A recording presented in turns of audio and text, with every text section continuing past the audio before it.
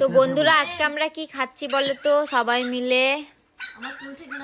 বাবারে আমার দিদিকে খাচ্ছে, দেখো লেগ পিস খেলি নাকি তুই? আর মাকে দেখো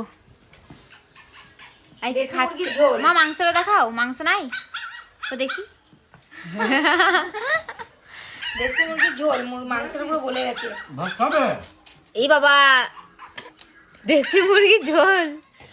আর দেখো ভাত রেখেছি এখানে, আরো যদি ভাত দরকার লাগে তো খাবো নিয়ে। আর এখানে আমার মাংস, এটা দিদির, এটা আমার জামাইবুর মাংস। বাটিয়ে দেখে না ওরা একবার টিফিন করে, কেন বলো তো ও একটু বেশি মাংস খায় না, ওই জন্য ওর জন্য এই বড় বাটিটা।